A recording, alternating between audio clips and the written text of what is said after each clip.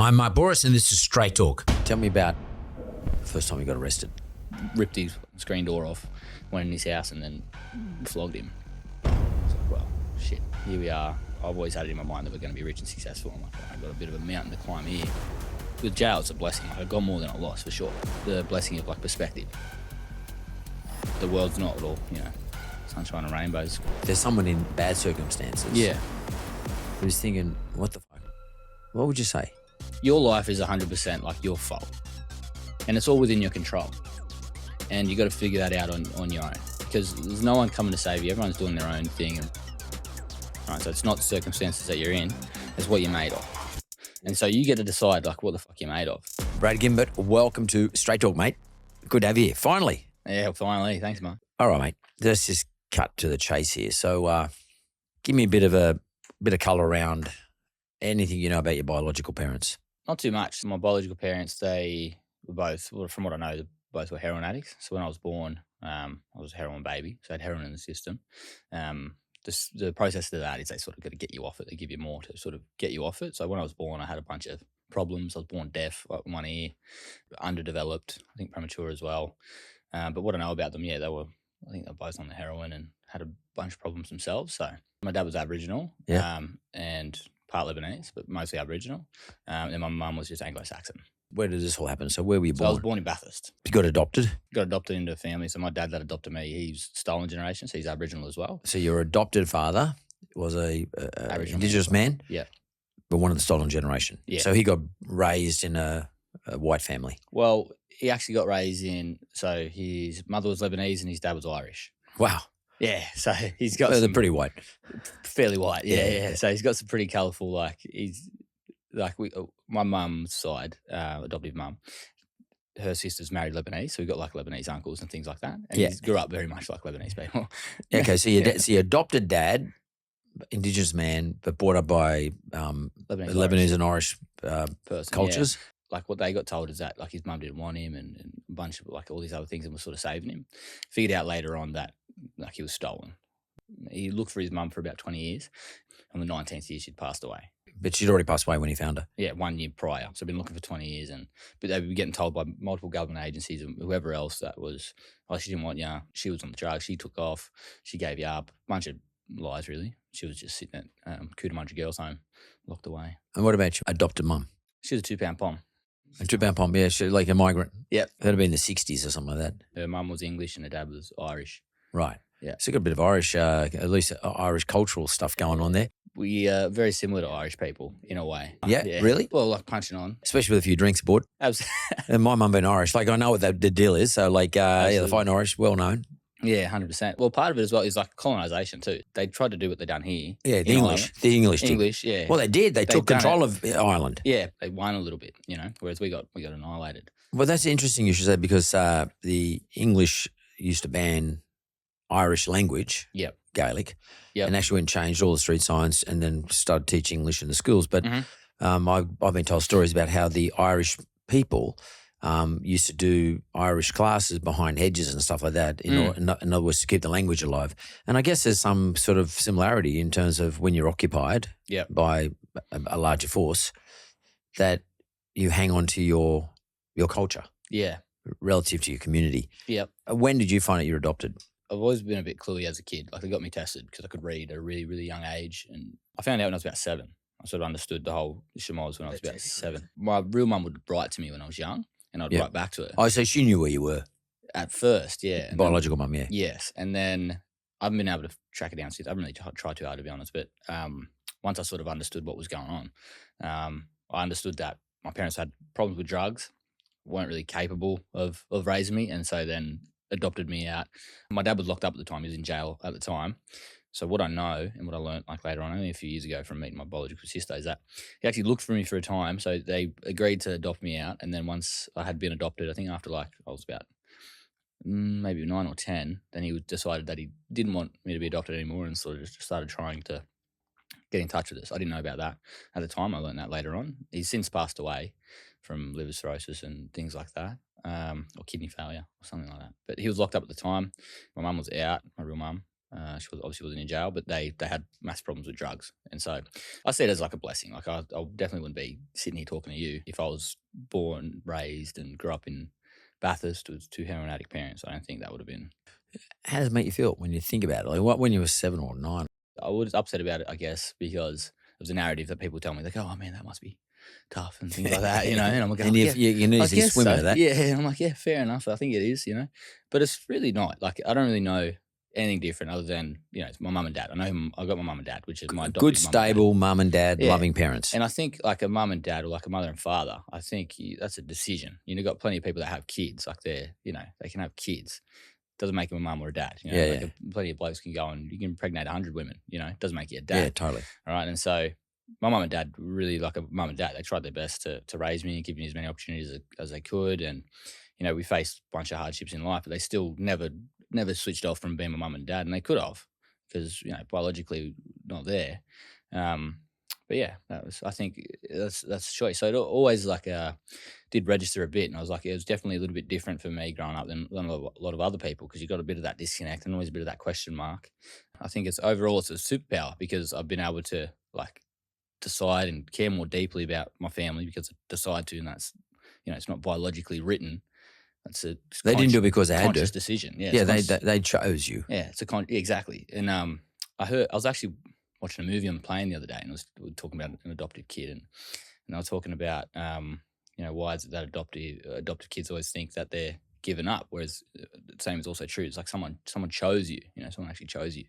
So I think it's a superpower, to be honest. There's two ways of looking at it. Exactly. Or to look at it both ways. But you're right. It's not just someone gave you up for whatever the reasons are, but probably more powerful is that someone chose you for a reason because they wanted you. Yeah, that's right. And they kept you. I mean, so you didn't turn out to be an arse and they didn't turn out to be hopeless. Mm-hmm. They hung in there. So they stuck with you. Yeah, absolutely. And so from a young age, I actually always had this that's sort of where it began of I wanted to be really, really successful from a kid. Like when I was 6 or 7, I was telling my dad what color Ferrari you want, always wanted to give back to them because I was fully aware of, so what had happened was when I was writing to my mum and back and forth and whatnot, I stopped writing to her because I was like, well, why have I got my mum here and then I got my mum here? Well, I've got two mums. It doesn't make sense. And then sort of kept questioning a lot until eventually I got the beans out of them and then sort of learned a little bit more. And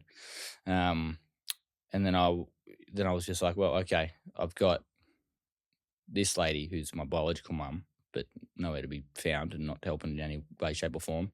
And this person who's my mum, who's adopted me and is doing the best. She's helping me read and taking me to school and I'm living a good life at the moment and all those sort of things. I was very aware of that at a young age. So I always wanted to give back to my parents for that opportunity, And then even in recent years, I've been able to buy them a house and that was the most gratifying thing, be able to give back to them for doing that.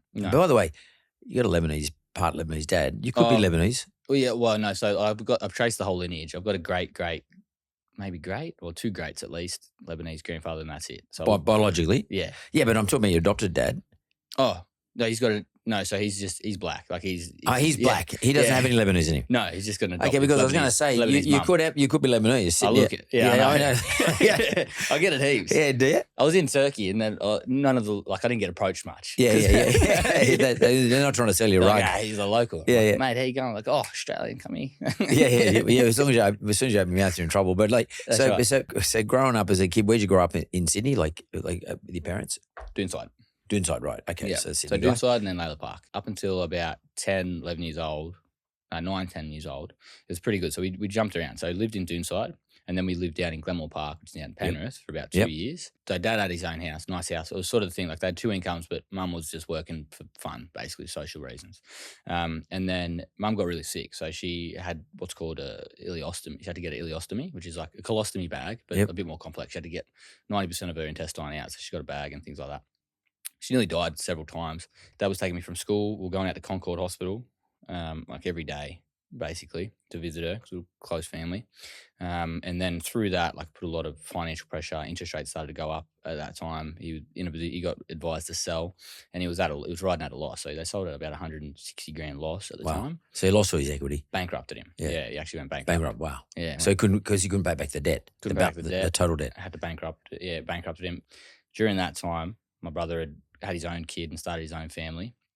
he's got a bunch now, but that was his first kid, and he'd moved out to Glenmore Park.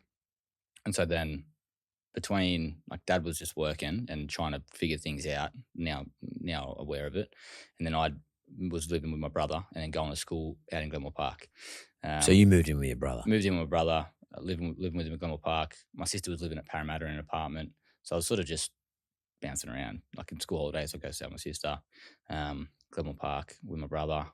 Started making friends out there. So that was year 5 and 6. Didn't realise at the time Dad's sort of juggling bankruptcy and trying to figure things out.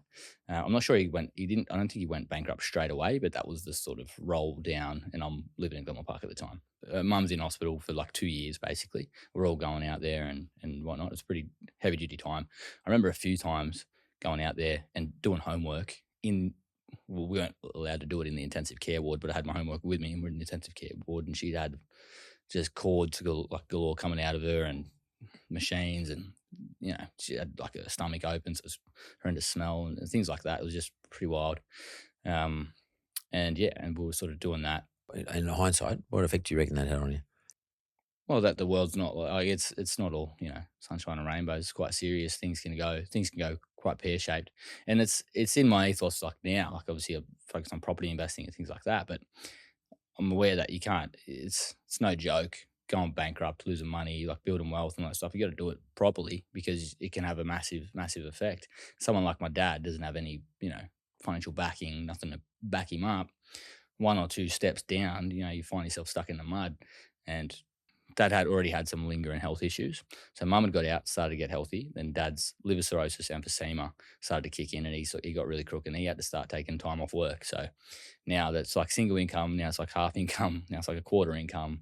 And both got massive health issues, While I was young, we were all just a family. We weren't the sort of family that was going on holidays and going to dinner and things like that. We were just like a big family and a lot of people around and things like that. But then by the time those things started to take effect, Mum and Dad then got a house in Glenmore Park, tried renting, couldn't really keep up with that. Tried renting back out in Blacktown, couldn't really keep up with that. Then we went on the House Commission list. Was taking a long time. Dad got really, really crook at that point. And then me and my mum lived in a refuge. And we stayed there for about 7 or 9 months, somewhere in between there. So I actually started year 7 from that refuge at Rudy Hill. So I went to Rudy Hill High for like 1 term. Were you a good student? I was a good kid, yeah. I was a band 5s and 6s. And you like school? No, I like competing. Yeah. I like winning things. At school, I didn't really, because like I always thought I was just, this is shit. Like, this is not very challenging. Like, and that was at a young age, it was okay. But then year 5s and things like that, then I realized I could just graze by. Yeah. Like I'd just get as much as everyone else and do whatever you had to do. Do whatever I wanted. And then that just went all the way through to high school. Like even in high school, I only done year 12 just because, well, no one else had done it in my family. I thought pretty easy win, but I didn't sit an ATAR because I was aware that I'm not applying myself the most, and I'm probably not going to. I'm just worried about girls and whatever else. Just mucking around and boxing. And I was boxing at the time. Like that's just going to do that. Anyway, so then we got into House Commission. That was at Layla Park, and that was like right in the crux of it. When we moved in there was like a bunch of needles. There was a dead dog in the house, and it was feral. Like a lot of the windows didn't close. It's pretty chat. But then we spent the first couple of, like the car had like done burnouts all in the front yard. It was like all muddy and things like that. So we spent the first couple of weeks sort of fixing it up. Then me and my mum and dad moved in there. And then from there, it was like, that's where it really sort of dawned on us, well, definitely me. I was like, well, shit, we're here we are. I'm like, I've always had it in my mind that we're going to be rich and successful. I'm like, I've got a bit of a mountain to climb here. And mum and dad had become really reserved, obviously. Now I look back, it's like sort of defeated in a way. Like, probably depressed. Yeah, very depressed, and got slapped around by life a little bit. And rightly so. And that's where I now look back and love them even more, because I'm like, far out. They still never stopped being my mum and dad, and never really checked out. Like they were still just surviving and getting by. But it's very much just that, just surviving. And then at what stage did you start to hang out with the wrong kids? That was a conscious decision, I'd say. The problem with all these House Commission areas is you're never going to have someone that's like got a good genetic makeup find their way in there. Like of my friends, my 3 closest friends, one of them, his parents were active heroin addicts. The other one, his father had killed himself in jail, and he's living with his nana pop, and he was just got out of jail for murder basically. And then my other mate, he had his dad was like an ex sort of drug dealer and things like that. So these were my three mates, and they were great people. They were great blokes. Yeah, no, nothing wrong with them. That's right. But I'm like, just doing their best, but on the wrong side of the law. 100%. Well, they weren't doing anything at that sort of point, but it's just like that's if you follow what your parents do, which most people think you do. It's like that's not a very rosy outlook, and 2 out of those 3 basically did, unfortunately. Through all that, like I made a bunch of friends and sort of got around it all, and like a bunch of people in the area that hadn't really no place in being there, but it was they, sort of tried to act like tough kids and all that sort of stuff. But there's some genuine tough stories in there. You could say I probably started hanging out with the wrong kids pretty much straight away. Well, not the wrong kids, probably just the kids. Just the kids. But like they come from the wrong environments. We all just come from the wrong environment. Pretty much everywhere you looked. Yeah. Like mates up the road, around the corner, these other kids that we're fighting with, like all the same sort of thing. And so pretty much then I got into Seven Hills. That was very different from, the other schools that I'd been to. It was a bit more rough. Not that much more rough, but definitely like a bit more serious. I started getting bullied and things like I was very sensitive because my mum, like I started fighting around in like year 5 and 6. That's where it sort of started to change. I went from being like a really good grade A kid in primary school. Then my mum's in hospital, and at the time it was like everyone's saying like your mum jokes, oh your mum this, your mum that. My mum's in hospital, and so I was fighting like every day. I couldn't even fight, but we were just fighting about it. So then when we got to high school, that was like a bit more serious. Getting a bit of that, like just kids being kids, picking on you, but I'm sensitive, so trying to fight about it. And then started getting slack for being Aboriginal. There wasn't that many Aboriginal kids, and once people jerried on that I was Aboriginal, all the jokes like petrol sniffer and fucking I must be a drug addict and hopeless, and then at school doesn't help because they get you a tutor to sit. Like if they didn't know you're Aboriginal, they know you. They will by the end of the day because they get a tutor to come sit with you, and a bunch of things. So I was always like had with a bunch of the Islander kids, things like that, always like button heads around that and nearly getting into fights. And then one day I actually got into a fight with a kid, and he was sort of my size, wasn't a big Islander kid or anything, but he was my size. And I got in a fight with him, and I remember I didn't even like hurt him, so I beat him, but I didn't even like hurt him. I was like, far out, they're going to pick on me again tomorrow. So I'm like, I need to sort this shit out. So then I went and got into boxing, started getting into boxing, and just learning how to fight, really. So I'd done that for a period, actually around about 6-7 months. And then funny story, so I'm hanging out with my mates, and I don't know why they wanted to jump a cab, but they jumped a cab. And we're in a cab, and I'm in the middle. And they go to jump. Well, never jumped a cab or done anything bad, basically, at this point. But they both jump out. They're out the doors. Boom, just jump out. And I'm like, gosh, do a little shuffle over. The cab just starts driving. I put my foot out, and he starts driving, and my shoe come off because he just starts driving. I'm like, oh, shit. I'm like, where are you taking me? I'm sitting in this cab like full kid. I'm like, where are you taking me? He's like, oh, man, he's going off at me. Indian guy, he's going off at me. He's like, oh, taking you to the police station, blah, blah, blah. And he's driving, and luckily Layla Park is just riddled with cops. So he gets like 2 streets away, and there's a cop car. And he pulls up behind the cop car, and just by chance, he's at the trainer's house, like my boxing trainer's house, because he's out the front. I think he's drunk, but he's punching on with his neighbour. He's having a fight with his neighbour. Your trainer is? Yeah. Yeah. And so he's a champion. He's trained heaps of champs. But anyway, he's out the front fighting with his neighbour or whatnot. He pulls up behind the guy, and then the trainer comes up, and he's like, what's going on here? Blah, blah, like before the cops got there. And then he's like, oh, get the police. He's like, mate, what are you doing? You kidnapping kids? Well, he starts abusing him, starts trying to fight the cabbie. Cop comes over. Anyway, the trainer pays him.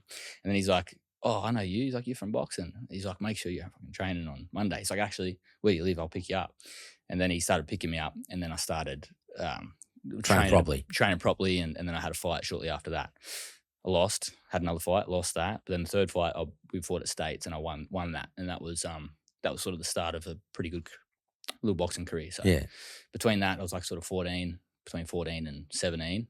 I had like 22 fights and about 6 exhibitions, and I took it pretty seriously, and I'm still around boxing now and stuff like that. And that's. Tell me about the first time you got arrested. Went to jail. Yeah. Prior to me doing that thing, in Layla Park, there's a bunch of unsavory characters.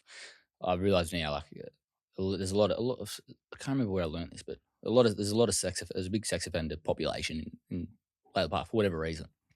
which is weird because there's a bunch of schools. My first job out of school was like sales. It was like those guys you see on the street and they sort of calling you down, really annoying.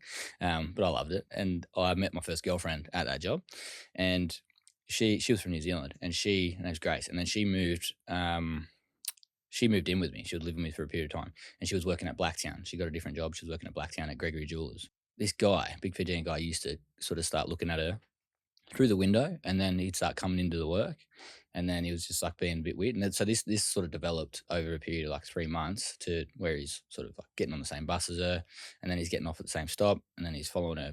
Like he's stalking her. Yeah, so it like just kept a little bit more every day, literally every time she was working, and then to the point of he would get to like 2 houses away from my house and then turn off before she'd come home. And she'd come home and she was like such a nice like little girl. Like she would just be freaking out, like shook. And I'm like, who was that? Like what's going on? And we're up at the shops and seen the guy, and she sort of turned into a ghost and buckled. And I was like, oh, that's the guy. Let me confront him. She's like, no, don't do anything. So I'm like, all right, just go in the shop and get us a drink then. Here's some money. She's like, okay, cool. Goes in the thing. And as soon as she goes in, I just grab him and say, listen, don't be fucking following her home. And if you're going to keep following her home, like, I'm going to punch you out in, blah, blah, blah. Like, he sort of arced back up, and then we had a fight right there. She walks out and we're mid-punch on. She's like, what are you doing? And as she walked out, like, I hit him and dropped him at the moment. And I was like, oh, sorry. Go and punch him again, then run off, and she's now angry at me. And so already had a fight with this guy. Then a few years later, so my brother, he's got a bunch of kids, doesn't have custody of all of them. He's got like sort of mixed custody. And his baby mother, just by chance, had moved like 2 doors down from this guy. And so long story short, they'd caught him in the yard in his underwear, like 1 o'clock in the morning, with his arm, he's trying to get in the window. Doing weird shit. And it's my niece's bedroom. She's like 7 or 8 at the time. And so I was like, fuck, this guy again, fucking hell. Let me just go down and confront. Like, I heard about it. And I was like, oh, it's okay, I'll confront him, whatever. And then I just lost a really big job. So I was a bit depressed, and I was like getting up late and things like that. So then I was like, I woke up in the morning. My whole family's over. She's in there in the lounge room. She's crying, like she's hysterical. And I'm like, fucking hell, like this is a bit more than I thought. I'm like, fuck, whatever. I didn't even say anything. I just went outside. I was riding a motorbike at the time and just jumped on my motorbike and rode down to where I sort of knew where he lived. And then went down to his place. And I was like, oh, surely I'll just see him out and about. Didn't see him. So I just jumped off my bike and I seen an old lady coming out of the complex. She lives in like a flat. And I was like, oh, where's old mate live? And she's like, oh, there. I'm like, all right, thanks, whatever. Got up to his door and I'm knocking on the door. I said, mate, come outside. I just want to speak to you, blah, blah. And he's like, oh, straight away he's arguing with me through the door. He said, oh, fuck off. I was looking for cigarette butts. I wasn't fucking. He was arguing with me. I was like, what are you talking about? We were having an argument through the door. Ripped his screen door off, went in his house and then flogged him. Gave him a big hiding, like he turned to rage, punched at him pretty bad, like put him in a coma and whatnot. And then the police come around and they sort of knew it was me. They arrested me on suspicion, and then we got bail because I'd never done anything at this point. I got bail and I was on bail for about 18 months, a long while actually. And then I got locked up at that point. So during that time, I'd then started in property, learned how to become a BDM. So I started in the call center, worked my way up, got into a BDM role. BDM as a real estate agent? Yeah. Yep. So like just doing the sales. Yep. As a buyer's in a buyer's agency. Yep. So doing the sales. So that's like $250K plus job. Then bought my first property, and then I got my mortgage broker certificate as well. So done all that in the period before I just got locked up, and I'm thinking, surely this is going to sort of help me, whatever. Got to this point in my career, and as well, like through my life, like there was a couple other opportunities. Like I had a project management traineeship lined up, which I was meant to be on $250K a year. That got taken off me because I got charged with something, and it was meant to be a caution, but it wasn't a caution. They said it was going to be a caution. They actually charged me with it. And so that was on my record, and I got this job. It took 3 months to get it. That got taken off me, and I was like, shit, but I'll start again. Got into jip rocking. It was like laboring and blah, blah, whatever. And that's when I done that thing, and then got this job opportunity, built my way up. And I'm like, this is the second time, like we're on to a ticket. Like I'm going to get my family out and we're going to do really well. Sentencing date, and then boom, locked up. How much you get? And I was like, fuck. 1 year. 1 year. On the bottom, 2 year, 2.5 on the top. So you got 2.5 years, but a minimum year. Yeah. So that was the judge was like trying to give me the most, because it has to be over 2 years for it to not be a suspended sentence. Right. And he's like, I'm not going to give you that. I can't give you that because it ruins precedent and a bunch of things like that. And he's like, and I can't condone vigilantism and whatever else. But you could see that he was sort of like sympathetic. Yeah, in a way. Sympathetic to what you were defending. Yeah. And by the way, at the end of the day, what you're doing is you were sort of defending You might have been angry and all that sort of stuff, but you were defending your niece and your family's right not to be interfered with. Exactly. By widows. Yeah, that's exactly. And like that, in an ethical sense. I mean, not, but at the same time, as you say, you can't go and bash them. Yeah, that's the bottom line. They're the rules. But still, the reason you did it, was okay. It's what you did. And so for and I think that's inevitably why I sort of got looked after to a degree, because I met people in there on one of the because the charges were So first charge, they tried to charge me with attempted murder, right? Because he had a pretty hard time on life support and things like that. But we got those dropped, and it was home invasion and inflict grievous bodily harm. So home invasion's got a standing on parole of 10 years. So which means like generally a minimum. It got up to like 20 or 25, I think. That's one, and then GBA just got like 4. So I got 1 year, so I was like very lucky, and like pretty early on I was like, oh, spewing, whatever. But then I met a couple of people in there, like being Aboriginal and going to jail, it's not very hard at all. Like because the brothers look after you. The brothers got it all sorted in there. Yeah, totally. 100%. So they run the joint. Exactly. Yeah, no matter where you go. And so they made it clear to me, it's like, mate, you got fucking lucky. Like you got someone looking after you or whatever. And as well, once everyone realised what I was in there for, I was a bit of a celebrity. They loved what I was in there for. Like this guy, he bashed better, blah, blah, blah. I get looked after, eat some tuna, shit like that. Eat some tuna. So I remember you telling me once that one of the bosses in the jail, one of the more influential blokes in the jail, so you went and sharing a cell with him. Ended up, so that was like that's pretty important. It was pretty like I had a pretty cool time in jail. So I don't know if I was reading Mike Tyson's book at the time, and he had a similar time, and he's obviously Mike Tyson. I'm not Mike Tyson, right? But so pretty much what happened is like I get into jail, and I ran into this one of these lads that my brother used to grow up with and knock around with in Doonside, and he's like, "Oh, you're Gimbert's little brother." He's like, "Come on, I'll look after you, whatever, blah blah." He's like, "Oh, I'm in the cell with my cousin. They're in a 3 out." He's like, I'm in the cell with my cousin. He's like, once he moves out, you can move in. And so once I got moved into, so there's a bit of bouncing around. Like you got to move through several sort of jails or like wings until you get to your wing. And then once I got there, there's my mate Robbie, and he sort of looked after me, and he's like, "Yeah, you come in here when we get there." Now his cousin Shane, he was like, he liked a bit of boxing too, and he's like, "Oh, we'll start doing some training." I'm like, "All right, cool." So we started doing some training, doing a little bit of boxing, like in the yard, and everyone's like, "Oh, having a bit of look," and like, that's cool. And then one brother comes up to us, and he's like, "Oh, that guy wants to speak to you." Points out these 3 scary fellas at the back of the jail. I go over there, I'm like, "Oh, how you going?" He's like, "Oh, what's your name, young brother?" And I was like, "Oh, Brad." He's like, "Where are you people from?" I'm like, "Oh, I'm not sure. Like I was adopted," and start like giving him the yarn about that. And he says, "Oh, you got to, when you get out, you got to look for who your people are." He's like, "My people, Gamilaroi." He's got Gamilaroi tattooed right across here. And I'm like, "Oh, pretty cool." And he introduces himself and his 2 mates. And so got one bloke, he's really stocky, scary looking fella. Like he's a bit fair skinned, but he's stocky as. And then real tall fella, and he's ripped up, looks like an action man, with a big rat tail. And then another guy, he's got the gnarliest, like he's the scariest looking fella you ever seen. He's got the gnarliest scar going straight down here and a glass eye. It's like, where it's like really, really light blue, like where it's nearly white. He's like looking at you like that. And he could see a spike sticking out, which is like a blade, Yeah. And I'm like, fuck, scared of, like the whole thing's like pretty intimidating. He's like, "Oh, you do a bit of boxing?" I said, "Yeah, like, done a bit of boxing, had a couple of fights." He's like, "Oh, yeah, cool." He's like, "I've had a couple as well." Playing it down hard. He's like, "I've had a couple too." He's like, "Come out in the yard tomorrow, we'll do some training." I'm like, "All right, no worries. Good to meet you, blah, blah, whatever." Go back, do my thing. As soon as I get back, they're like, "What do you want?" I'm like, "Oh, no, he just was asking me about boxing." He's like, "Oh, okay, no worries." Realised later, he's like, so there's a lot of people that are respected in jail, but he was probably the top person in the whole system. Like there was nearly no one that had the sort of fit.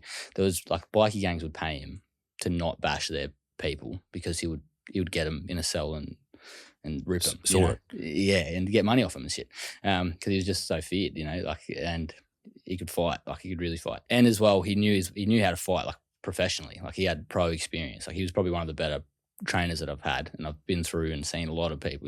He knew what he was doing. And so anyway, he's like, "Come, we'll do some training." So I meet him in the yard next day, and then we're doing training straight away. We're doing a bit of pads. As soon as I connect on the first pad, everyone's sort of like, "What's going on here?" Like, and so I'm doing pads, and we got a good tempo, like boxing, like when you got a good chemistry with someone, and it's like hitting a golf ball real good. Yeah, and he's like, bang, we're hitting it, and he's putting us through, and he's speeding it up, and we're going really well, and blah blah. And at this point, everyone stopped. The whole jail's like stopped and looking. There's like 140 boys in the yard, right? scary at the best of times. But then so he's putting us through. Blah, blah, blah. After he's like, okay, cool, come, we'll keep training. And so I was in that wing for 8 months. Weird. I shouldn't have been there. So that was in the maximum. I shouldn't have been there. I should have been over at minimum. But it was some sort of weird thing. Like I kept asking the guards, I'm like, what's going on? When am I getting moved or whatever? And they're like, yeah, you should be out of here. And then I'd catch up with that same guard a couple of weeks later and say, what's going on with that? And they're like, oh, yeah, and just like avoid it. And that happened with everyone. And then I realized, I think the cop had something to do with it because he had a bit of a chip on his shoulder about it. And I couldn't, and they tried to appeal it and we got that knocked out straight away. And so I think that was his last little trying to square up. Yeah, trying to get me, trying to make it a problem. I think because most people would have a really hard time in Maxo for sure. Yeah. For sure, it's rough, it's wild, and a lot of people come in and it's like remand and they're trying to prove themselves, and that's where all the shit happens. Like there's a lot of drugs going through there, a lot of fights happening, and full on tension, full on, yeah. And so minimum's not like that. Minimum's pretty crazy, but anyway, so then over that 8 months, well, over the first like 3 months, it got pretty intense. So pretty much we're training.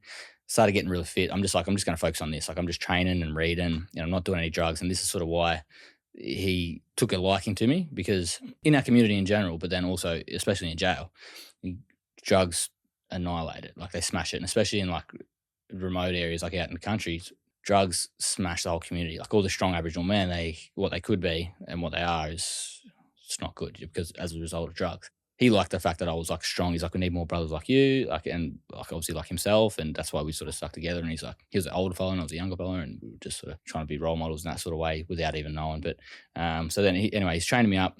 There's some pretty heavy duty characters in there. I'm not going to say their names, but there was some pretty heavy duty, like high profile gangsters in there finishing up like 20-year sentences and things like that. One guy in there, so actually 2 guys in there. So one guy was like a triple murderer. He'd done a bunch of shootings for, sort of gangs out in Bankstown and whatnot. And then another guy, he's dead now. They killed him. Like he got the death penalty back in America, but they wouldn't. He was a double murderer. He's like a Russian big Muslim guy. So anyway, he got to a point where I'm sparring everyone. Like he's getting me to spar people. Then we're training. He's putting me through like fitness camps, get me fit. Like I'm fit as a fiddle. And I was like sparring some weight. Like there's no weight divisions. I'm sparring big guys like. And this guy, Abu, who's the big, bold Russian guy, he's like 120 kilos, literally. And I'm like 80 or something. And he's like, don't worry, it's all good. Anything happens, got you back, whatever. Because I'm sparring everyone and slapping everyone. Like no one can really fight. And so he's just doing it so I can actually get a proper craft and whatever. And then he's like, all right, get some get some time with this guy. He's done some Muay Thai. And, he sort of put his hand up because I was slapping everyone in the wing. He's like, all right, you can. He's like, I'll spar the guy, blah, blah. Can't speak much English. And he's like, all right, so we get sparring. And straight away, like Muay Thai fighters, they're so so wide open. Yeah. And I'm just like, I don't want to get into, because we're in the Muslim wing as well. He's Muslim. My guy's Muslim too, but he's Muslim. And I'm sort of like touching his forehead, letting him know that I could like hit him. And then he just lunges forward like with a couple of big hooks. And I just, boom, landed a straight right. And he come again and landed another one. Like a boom, step back, bang, and got him on the bridge of the nose, and blood just dropped out, just like boom on the floor, like whole scene. Everyone's like, "Oh, not good." And I'm like, "Oh shit, like not good, not good." And so we ended up in a full scrap. Like me and this guy, like, and he's like trying to lay on me, punching on and whatever. And with big guys, like you just got. I learned this from just pure survival. So. Just got to punch him in the stomach because they get gashed really quickly. So I just put my head on his chest and I punch him in the stomach, and he's trying to knock my head off, and then try to bring him back down to level. Like it's not getting stopped. Like so I'm like, just got to fight for my life here. Punch him in the body, bring him back down to gas, and we're boxing again. And he starts loading up, getting him hard. So I get back in there, boop, boop, boop, and then and that was okay. Like I sort of beat him up that time, but then. Week later, he wanted to spar again. And so we spar again. And this time he got me, he marked me up pretty well and whacked me around. And then one of the other brothers who was a bit bigger and he could box as well, but he was a bit more quiet and reserved. Didn't want to get too involved in it. Then he come and sort of stood up for me and slapped him. That was cool. But so I had a pretty intense time in jail. It was good. I was sparring everyone and whatever else. And then at this point, so Terry that was my sort of leader dude. And then he was in a cell with his cousin. So he's right in there's like a one top cell, which is up the back in the middle. And he's there with his cousin and he doesn't get set up with anyone. And everyone's like shit scared of him. And he's like, you want to come in the cell with us? And so then I'm in the cell in a 3-out with him and he's running the whole wing, like just runs everything. And I'm in there with him. Like he's having meetings with like guys that I've seen on the news, like they're having to catch up in the cell, closing the door. I'm there just reading my book, like just like thinking, shit, this is crazy. Having feeds with them, like pretty cool and dense and wild experience. Don't recommend, 7 out of 10. Don't recommend, but what's really important for me, Brad, here is because you've gone on to do good things in relation to business and particularly in relation to helping your community build wealth. That's your game now, right? Yes. In particular, wealth, and you have lots of tools to help your community out, like insurance, broking services, et cetera, et cetera. But what do you think you learned or took away from all those experiences, like hardship experiences, but really good parents? Yeah. But then getting exposed to various other people throughout your life. What did you take from that you've now taken into your business environment? Yeah. Okay. What do you think that is? So your life is 100% like your fault, right? So whatever it is, like whatever your reality is, like how you start, it's not your fault, but how you finish is, and it's all within your control. I think like you can, and also there's no one there to save you. So it's like, it's twofold. Like it's completely up to you, and you got to figure that out on your own, right? Because there's no one coming to save you. Everyone's doing their own thing. And we don't deserve to be saved either. No, absolutely we not. should be saying, well, why aren't I going to, what's my deal? Why don't I get a better deal? Exactly. Everyone's got their own like hardships and hurdles to face. And I think like with a bit of adversity, like you get the tools that either you die or you survive, right? And if you survive, you get some tools that a lot of other people can't. Like this is where with jail, it's a blessing. Like I got more than I lost for sure. Because I'm able to see, I got the blessing of like perspective. I could see and I know that no one's coming to save you. And I believe as an Aboriginal person, like, the government's relatively against you and systems are against you and whatever else. But so what? Like, don't fucking what? Like, you got to figure that shit out anyway. Like, what am I going to do? Just because I've from what people would think is you draw a short straw in terms of being Aboriginal and whatever else. What am I going to do? Let that affect me and my whole family? And like, you're going to I don't know what happens after you die, but I know that while I'm here, I want to live a good life and I want my family to benefit off having a good life and give back to them and, have good things and go out to nice dinners and, we have enough money to do what we want to do and box if I want to, like, go to holidays if I want to, all that sort of shit. And I'm not going to accept that I can't do that just because I'm Aboriginal or whatever else. And so you got to put that shit to the side. Like I can see that definitely things are against you, but you got to figure that out anyway. I think, no one's coming to save you. It's completely your responsibility to make the life that you want. And also it's completely within your power. Like it's all about whatever you believe and whatever you think and whatever you can see in your mind. If you just commit to a plan and just start working towards it, like things open up for you. So you leave jail, you get out after a year or whatever it was. What was the first thing you did apart from going to see your parents? Yeah, I had a steak first thing. Got back to work after 3 days. I was back to work. Yeah. So where did you go to work? So back to the company I was at. Yep, they took you back in? Yeah. That's great. Well, they had to. At the point, they were the boss was in some hot water because he started ripping off some clients. And so what had happened was where we were working, as I said, don't want to name any names, but where we were working, the boss started ripping off clients. He ended up on a current affair and things like that. So while I was in jail, some of my friends that we used to work with, they were coming to see us. And one of them was actually the licensee of the company. And I was like, mate, why don't you just set up the company? We can just work for you. And she didn't really buy into that. But then by the time we got to me nearly getting out, she was like, yeah, we're going to, we'll start a business, get out. And basically when I got out, we started hitting the ground running. We started working towards, so pretty much what had happened, he was ripping off clients. When I got out 3 days in, we started working, realized it was pretty wild. Like we're sort of having to represent clients. He's ripping them off, blah, blah, blah. Convinced her we should set up a business. Then we started working on setting up the business. And what is the business? It was a buyer's agency. Buyer's agency, yeah. So buying real estate for... Generally property investors. Helping property investors build property portfolios and build wealth through property. And that's with her. You want to set your own business up? You're still with her today? No. So it was like me, her, like a bunch of the crew that worked there as well. And then my other friend, Matt Wilson, he runs a really successful company called WT Capital. He's a champion. And so he was sort of like a mentor for me for a long while as well. But he saw what I couldn't pretty early on and got out and then started working at building his own business. Fast forward like 2 years into running this sort of business and helping set that up, our relationship went sour. Wasn't working really well. I had a bit of a realization as well. So my dad's obviously quite sick. I thought he was going to pass away when I was in jail. So when I got locked up, I was like, fuck, I'm going to miss out on the opportunity of buying him a house. Ferrari, all that sort of stuff. And like I was defeated for a little while, and that was really tough. That's where boxing helped a lot. But then I was get your shit back together, reading, writing goals out every day. And I was like, if nothing else, I'm just going to manifest it. He's not going to die. I'm going to be able to buy him a house, and we're just going to figure that shit out, and just would visualize it every day. And then got out, started this business, started working. Fast forward down 2 years down the track, and I was making pretty good money, but not getting where I wanted to be. And I didn't have my name on anything. I couldn't actually own any business or anything like that. And I hadn't actually bought a property back again. Like it was just not really, it was just going too slow. And then actually towards the end of our relationship with the chick, I went to your seminar. So it was like your seminar, mentored masterclass. Yeah. That's the one I see. Yeah. And I came up with, I'm like, Indigenous, property, finance, something question mark, circle around it. And I was like, fuck, and I still got the picture on my phone. And I was like, shit, and then from that, the relationship just went downhill quick, went out of shape really quick. My dad got really sick and nearly died one time. And then a bit personal, but yeah, my brother tried to sort of kill himself all at one day. And I was like, fuck, what am I doing? Like, I'm going to miss out on this shit. And I'm chasing this thing that's just eluding me. And I'm like, fuck, this is not how it's meant to go. And so I had that conversation with her, and I'm like, I'm not going to be able to, this can't continue. I realized that she wasn't going to give me a piece of the business either.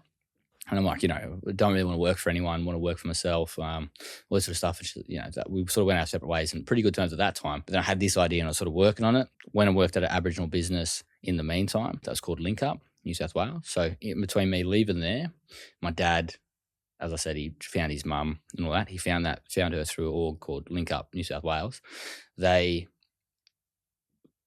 Whatever job they do, they'd done a good thing for my dad. That's great. And so at the time, we went on a reunion. They'd found one of his cousins, called him up, said, we found one of your cousins. Let's link yous up, sort of thing. And so I'm out of a job, went and done the reunion, met who's now my uncle, Brendan. And I was like, man, this is a great thing that you're doing. I'm in between work at the moment, and I've got a bunch of skills. Like I'm, done a bunch of sales. Like I'm pretty good at what I do in general. I'm like, let me help out, And they're like, sure, like come in, we can sort of help. I had sort of a random job. I was just doing whatever.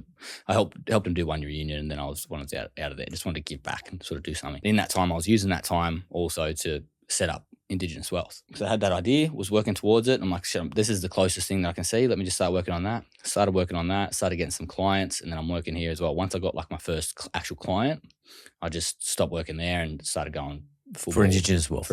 So your business is called Indigenous Wealth. Indigenous Wealth, and what's your product? So what do you do for Indigenous people? So what we do is like we are committed to helping Aboriginal people become successful. Yep. Right, and then the way that we do that is through property investing. How we'll do that in the future is just all financial services. So what we want to create is a 100% Aboriginal owned and operated business. So by Aboriginal people, for Aboriginal people, that you can get all your money, everything money's related, sorted in the one place. So you teach them how to save money. You get a deposit. So we do like financial literacy. So we do like courses. Yep. We help them with building a portfolio, so getting a loan, finding the property, doing the legals, property management, insurance, like that whole end-to-end thing.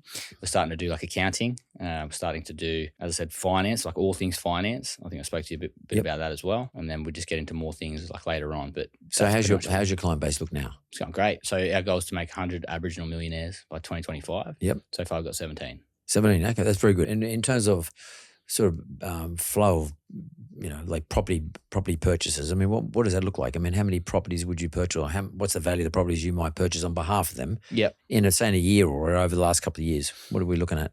How much worth? Yeah. Like in terms of millions? Yeah. Far out. It's hard to put a number. We got on a yearly basis. What do you do? 20, 30 million? It's been, like now this year, it's been like because it's been about 3 years in only. First year, like nothing, 4 or 5 clients. Second year started to get a bit of traction, but now we're starting to get in like a good $10 million worth, nearly a month, like 10 million a month. That's we're a lot. Starting to get away. We're starting to get them out there. So I bring on a bunch of new staff now and just to sort of help that. But we're growing like exponentially. And you do the mortgages as well. You organise mortgages for them? Yeah. So we're sort of like the consultant, and then we bring in all the services together. And then what we're starting to do over time is to get those owned and run by Indigenous Wealth and run by Aboriginal people. On one side, there's, when we started, all the research that we could find was that there was less than 100 Aboriginal property investors. I'm like, wow. That's fucking broken, right?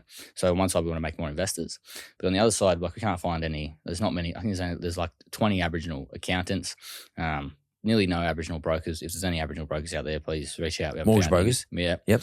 So we want to create that. So pretty much we want to create the career pathways and make that, because there's a lot of money to be made in finance and all that sort of stuff. Yep. So I think, our people should be in there as well and learning that and understanding it, and making money off it. And if we can do it for mob, even better, and where you're located? We're in Sydney, so we're at Zetland at the moment. Yep.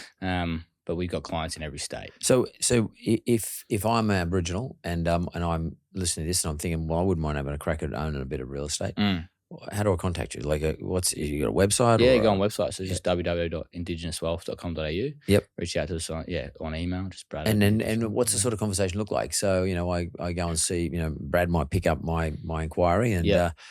Brad calls me and what do? You say to me, okay, Mark, you've got to save a deposit. You take me through that process, mate. This is how you get a deposit, Mark. This is where you start looking. So we got like clients on all ends of the spectrum, right? So we got like clients that are just like looking for, well, how do I even get in a position to do that? So one of the boys will give you a call, explain that to you, give you some information. Like a lot of clients use their super to do stuff as well. So you point you in the right direction. Like the ATO can help you find like lost super, which helps a lot of mob as well. How to save, like credit repairers, things like that, get in a good position. Then you've got other clients who's like already got deposit. Like we've got clients that have got like, a couple million in equity even. It's like, well, what do I do? It's like pretty straightforward. And pretty much what we want to do is like sit down with them, understand their goals and where they are today, using that goal, help them create a strategy that'll get them to from where they are today to that end goal. And then our team walk you through that entire process from start to finish. So our job is to really help you achieve those intangible goals. Because no one invests in property to be a property investor. Like I wasn't like 6 and thinking, can't wait to be a property investor. But you want to be successful. You want to have nice things and all that sort of stuff. So it's like getting those intangible goals. Like you want to set up your kids, you want to live in a nice house and all those things. Like what do they really look like? And what do we need to do over the 5, 10, 15 years, whatever, to get there through property. How old are you now? 27. So you're 27. You've lived like pretty full life. Couple lives. But you now got a business, which is sort of what you wanted. Yeah. And you're talking to your mob. Yep. You're building a brand. You're on the straight and narrow. Have you bought some properties for yourself? You got something? Got plenty. Yeah. You got your own little portfolio going on. Yep. Which is great. And you continue to build it. Did you buy your mum and dad something? Did. Yeah. They actually lived the dream full realization. So mum and dad living on the water, pretty much beachfront. They got a townhouse that's like 20 meters from the water. So up in Gorican, Central Coast. Wow, so that's cool. Nailed it. No, they're happy as Larry. So Brad's sitting there now. You must be feeling pretty. I'm pretty proud. Pretty proud of yourself. Yeah. And sort of pretty happy. Yeah. But are you still driven? More than ever. Yeah, more than ever. Because now I've always proved stuff to myself, but I've really proved it like that I can. I wish I could express that it's literally whatever you can believe. It's whatever you can believe to be true and whatever you can see in your mind, and then set a plan. What do you need to do from here to get there? And it doesn't matter if it's 50 pages long, but you got a plan and just start at it, just start working at it and just keep bringing it into your life. The universe works in funny ways, but it works. What is it you put down to how it is you didn't dip over to the wrong side? In other words, feel sorry for yourself and sort of fall into the puddle. What's the difference? Do you reckon it might be your adopted parents, just how good they were to you? I mean, what's the one thing that just kept you going? Well, that helped as well, but I definitely wasn't like immune to falling over in the puddle. I've definitely got my face wet a million times. But why'd you get back up then? What the fuck's down there? But what do you reckon that is? Yeah, I get it. But some people do that. They'll just want to sit down and wallow. I know. And so what was it that Bradley Gimbert had that pushed him down the other way? I think like there's a quote that always like sort of, so I'll probably get tattooed on me, but it's like, the same boiling water that softens a potato hardens the egg, right? So it's not circumstances that you're in, it's what you're made of. Yeah. And so you get to decide like what the fuck you're made of. And like if someone asked you ask anyone, like someone that's wallowing, like what are you made of? They're not going to say, oh shit, I'm a piece of shit, blah, blah. They might say it at that moment, but no one's going to truly believe that. Yeah. You got to pick yourself up and dust yourself off. There's no one that's going to come and save you. But if you can overcome that, like it's all on the other side of that. But did you see that as a kid? Someone else? Did you see your dad in that situation? Your mum? I don't know. What have you seen? Like, or is that's just Brad making that decision? Brad, yeah. I don't know. I wish I could say but it's just I've always just like been a big observer. I don't know.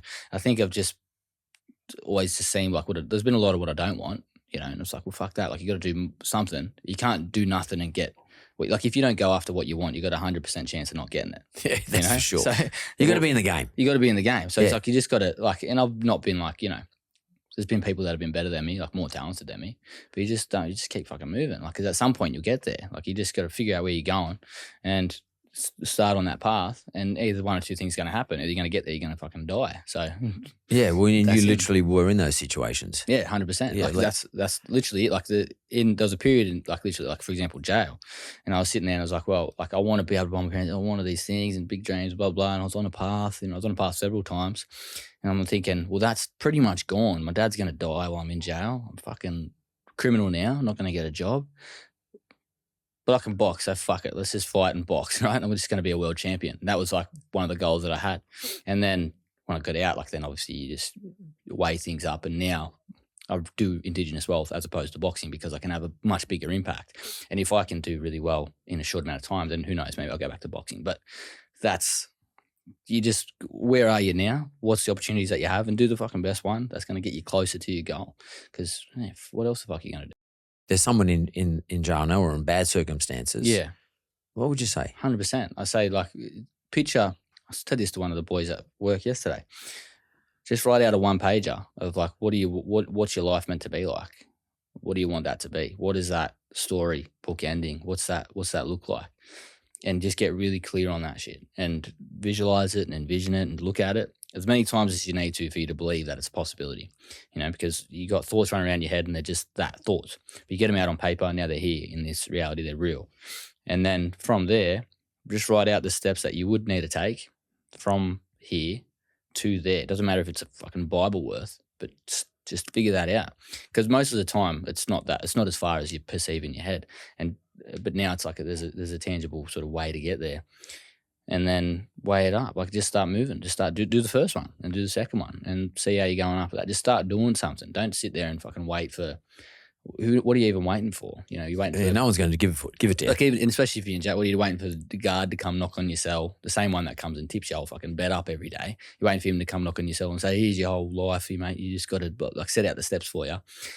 What we know is that anyone in this life can do anything. Obviously you can't do everything, but you can do anything. There's people out there that have done things from a worse place than you. They've done bigger things, So your goal, arguably, it's small fish to fry. You can probably get it, You can probably do that. You can probably do it, Most of the time it's like to get, I can't weigh on people's goals, but whatever it is, as long as you can believe that to be true and you make that a part of yourself, it's inevitably going to happen or you're going to die. So one or two things are going to happen. And even if you do die, at least you died in pursuit of your goal. But most of the time you're going to get there. So the bottom line is, I don't want to simplify too much, but it's sort of like get your idea, get your thoughts, put down on paper and have a fucking crack. Exactly. That's exactly it. That's not even simple. That's 100% it. That's the whole science. Yeah. And just keep marching. 100%. No matter what. You never get off your feet. You got to stay on your feet. That's right. That's really important. Yeah, exactly. And by the way, you land on your ass, but you got to get back on your feet. This is where boxing helped a lot too. Like this, totally. Because it's the same thing. You're going to get cracked and get in the mouth. What are you going to do? Like, you're going to lay down? No, just get back up and have another go. Yeah. Might win. But that's one of the great things about boxing and fighting just generally, like, wrestling or whatever it is. Yeah. It's the point is once you're in there, you're on your own. Because then, and by the way, no one's going to help you. Yep. And then life's the same. Yep. No one owes you anything. And once you're in there in business, like you in business, or you if you're in the ring, you're on your own and you got to do your best. Sometimes you're going to get messed up. You're going to get pushed around. You're going to get dominated. You got to cop them. Somebody's got to cop them. Yep. Someone's got to get it. But sooner or later, you have to respond. And it's up to fucking you. Yep.